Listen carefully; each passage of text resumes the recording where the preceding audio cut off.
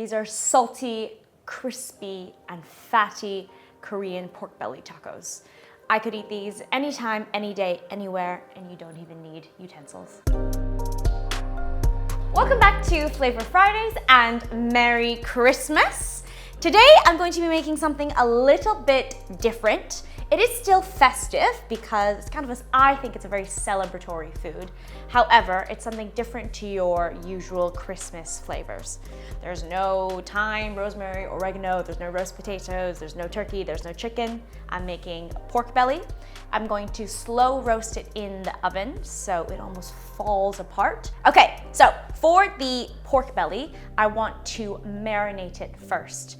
Now, often in Korean marinades, they add fruit like Asian pears or apples. The fruit adds a lot of sweetness and it also helps tenderize the meat. So I have a normal pear here today, but you could use apple, Asian pear, any variety of apple, any variety of pear will do. I'm going to chuck all of these ingredients into a food processor. The other things going into the marinade are some salt, sugar, soy sauce, light soy sauce, just for some sweetness. And this is gochujang. It's a Korean red pepper paste. I use it a lot in my cooking. It adds a nice saltiness and spiciness to the Korean, to the pork belly. And then this is the powder version. This is more spicy. So I'm not using all of it depending on your spice level. I also have some sesame oil, a bit of black pepper, some onion, and then I'll also add some garlic into the marinade as well. I'm just starting off by peeling my pear. I don't actually want any of this skin, the fibrous skin in the marinade. I'm just slicing up the pears into big chunks just so that it's a bit more manageable in the food processor. I'm going to blend it all up and then give it a taste before I pour it into my pork belly. Now that the marinade is nice and smooth, it's okay if it's a little bit chunky, perfectly fine.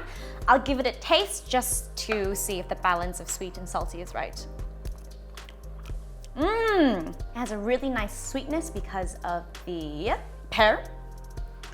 I think it could be a little bit saltier because I'm marinating quite a bit of meat, and then I'm happy with that. It's got a really nice kick, and that's from the gochugaru, not necessarily just the paste. So a little bit more soy, I think. I've added some mirin just to round out the sweetness a bit. I'll give it one more blend, and then it's good to go to marinate my pork belly. Now the marinade just gets poured all over the pork belly. The pork belly is still in big chunks. You could even do one really big piece if you wanted to. And ideally, you want this to marinate overnight, but if you're in a rush, then maybe just 2 to 3 hours will be okay. The pork belly has been marinating for several hours. Now I'm going to pop it into a preheated oven. It's heated at around 130 degrees Celsius, and I'm going to cook it low and slow for around 2 hours. If you want really, really soft pork belly, then cook it for even longer. And I'm just going to lay it out on some parchment, just so it's a bit easier to clean up afterwards, and cover it with some foil as well. Towards the end of the cooking time, I'll undo the foil and get a really nice crisp on a higher heat, maybe 200 degrees, just until I like the crispy brown on top. Next, we're going to make the corn tortilla dough. Now, this is a special type of flour. It's called masa harina.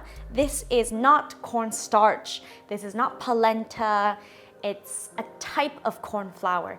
It's made from corn that has been milled and chemically treated. So it looks something like this. It's quite fine, but if you rub it between your fingers, you'll feel a little bit of a coarseness. You can buy this flour at special food shops. You can find it online. It's called masa harina. Sometimes it is white like this, made from yellow corn, or sometimes you can even get a gray color of masa harina, and that's made from blue corn. So that just gives you blue corn tortillas, which is really lovely and tasty as well. So I'm just using the normal white masa harina, and I'm going to make the tortilla dough. Now, to make the tortilla dough, you're actually going to use hot water. Now, it's a very common thing when you're making doughs, especially from different types of starches or gluten-free flours, to use hot water. This helps almost cook off the starch so that it combines nicely together. We do this when we make dim sum, and we use a combination of wheat starch, tapioca starch, and corn starch. So into my masa harina, I'm going to add a little bit of salt. I'm going to add a bit of veg oil. The vegetable oil will help it stay really nice and soft and moist. Traditionally, they would use lard, and if you want to use lard, go ahead, you can use some lard. If you have some pork fat or chicken fat left from your Christmas dinner, you can add it into this. So just a small amount.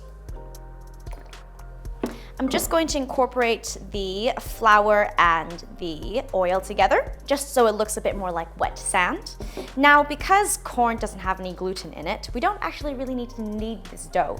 There's no gluten strands to really develop like you would make a bread. So I'm gonna create a small well in the middle of the bowl, and I'm going to add most of this liquid in. Just like when I'm making any other dough, I leave some of it behind just in case it's too much. And then with a spoon, because the water is very hot, just give it a nice mix. The ratio of flour to liquid is about 2 to 3. So this is 250 grams of flour, and this is 340 mils of liquid. Depending on the weather, maybe the flour will absorb a little bit more or a little bit less. And also depending on the brand, you might absorb a little bit less or a bit more. I've tried lots of different recipes for this, and every time I try a different one, the amount of liquid that I use is different to the recipe, and that really comes down to where you are making this dough. And switch to my hands.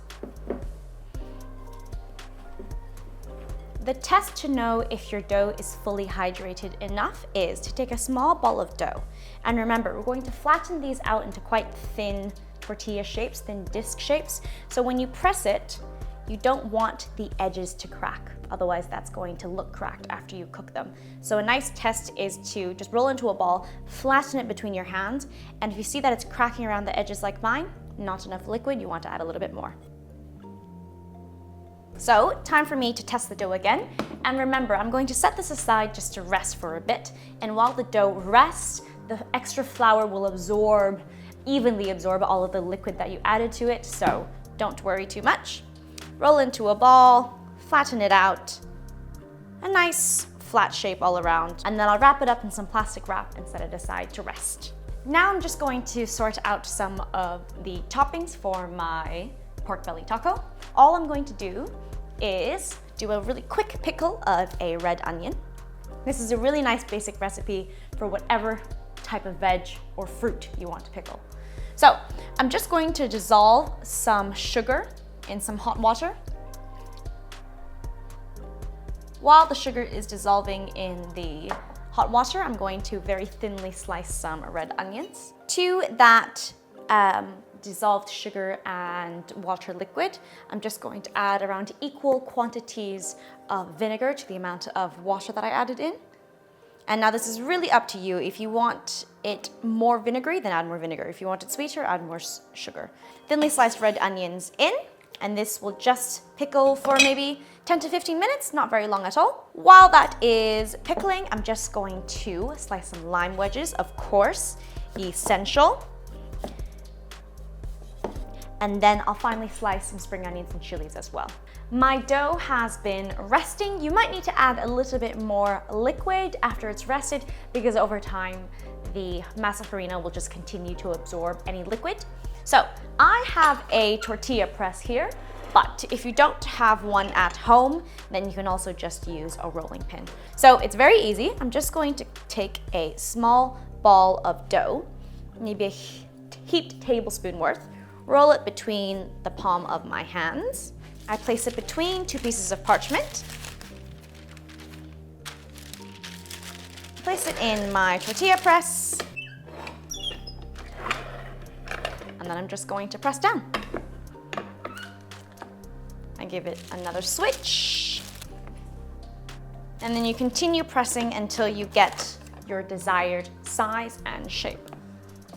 Now, depending on your tortilla press at home, sometimes they go quite thin or sometimes they go quite thick. Mine is still a little bit thick. It looks something like this. I want it a little bit thinner, personal preference, so I'm going to finish it off with a rolling pin.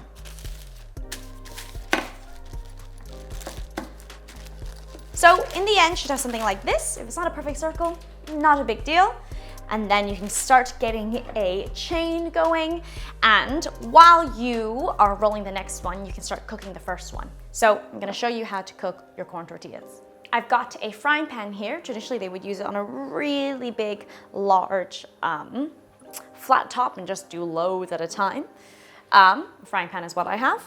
So what you're looking for, and just like pancakes, sometimes it takes a bit of readjusting with the heat. You just want to cook them until they are lightly toasted on both sides. And ideally, they should puff up a little bit in the middle. I'm just adding the corn tortillas into the frying pan with no oil.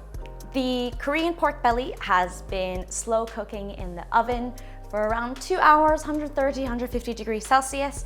And then in the last 20 minutes, I took off the foil, turned on the heat to 200, and then blasted it just so it got nice and crispy on top. So I'm just gonna dig in and pull it between 2 forks.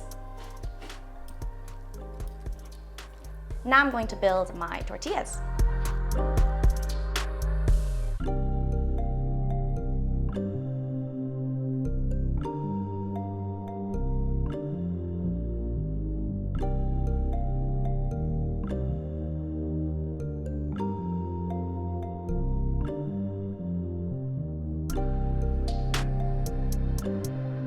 Squeeze some lime. I think I'm going to pick this one right here in the middle. I like my tacos with quite a bit of lime juice. I'm so excited. Okay, so you see how perfectly holds together. You can see these beautiful char marks all over the corn tortilla. Again, don't overfill it. Tip. All right, here we go. You get soft, fatty pulled pork, but still little bits of crispiness from the edges that got really nice and roasted. You get some crunch and acidity from the lime juice and the pickled red onions. I could just walk around all day and just snack on these tacos. If you enjoyed this video, give it a comment, give it a thumbs up. Let me know what untraditional dishes that you're making for Christmas. And I'll see you next time on Flavour Fridays. Merry Christmas, Merry Christmas, everyone!